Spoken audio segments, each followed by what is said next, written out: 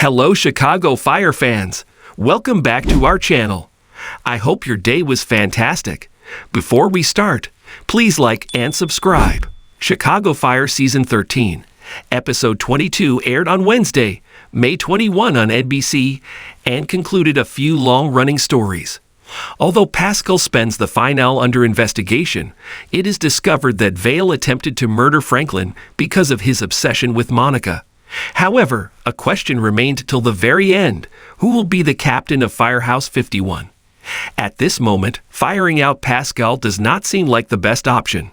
In a surprising twist, Herrmann hands over his bugles to Mouch, who will now take over as lieutenant. It's a lovely moment between two best friends, and the ending continues delivering. Carver and Violet kiss and confess their love, even though Jake Lockett and Daniel Curie will not be returning as series regulars for Season 14. It had to end this way concludes with Kid telling Stellaride that she's pregnant and the couple celebrating the good news. I caught up with showrunner Andre Newman about Vale's attempt to kill Franklin, Herrmann giving up his position for Mouch, Violet's romance with Carver and Stellaride, and Kid's final scene in the Chicago Fire Season 13 final.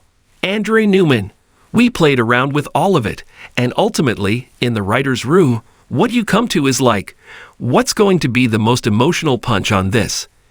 And as much as we were interested in Bishop and in the past of what happened in Miami, which was a running thing, we love to just always say, what happened in Miami?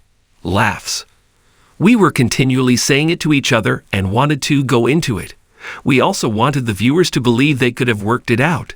If you think about it, who else would be as interested as Pascal with who did this to Monica? So it didn't seem unexpected. It was something that came naturally. We started to plant the seeds of it around halfway through the season, and now he is hooked. And then we had him come in looking like Asterisk to express his sympathies with Pascal. He arrives, unshaven and drunk, and what occurred is tragic. Without overly tipping the hat, that was sort of a, oh, he's really messed up about this. If you thought about it or retroactively looked back, that could lead you to, oh yeah, he's the one.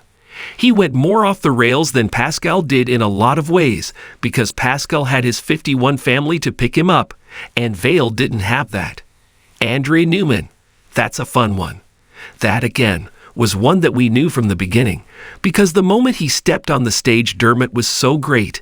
We were like, what's this going to look like? Are people going to be rooting for Pascal to stay?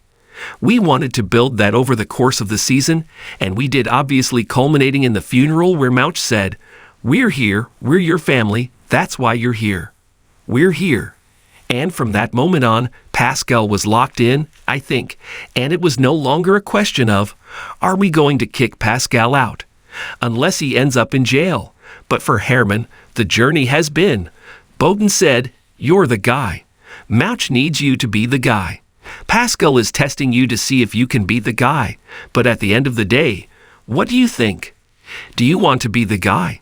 And that's the question. Obviously, he asks himself in the finale, and he decides, partly because of what that auditor said. You guys could be gone any minute, so the clock is ticking.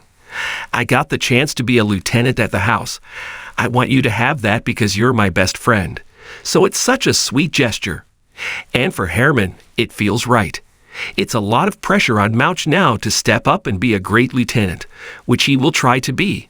And it's a lot of pressure for Herrmann, who's now gotten a pay cut, to feed all the children at home. We have lots of stuff to play with going into next season, and how Pascal manages all that too. Andre Newman: for Violet and Carver, getting to that point. It was so bubbling under the surface, and so much had gone unspoken in this last bunch of episodes, and really for a lot of this season.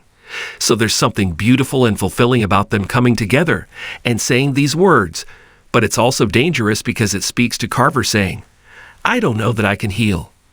I don't know that I can get on the road to recovery here in this place where I spiraled to begin with. So while this is a lovely occasion, it raises more questions than answers. We need to sort that out. They need to work it out. Is it worth the danger of staying?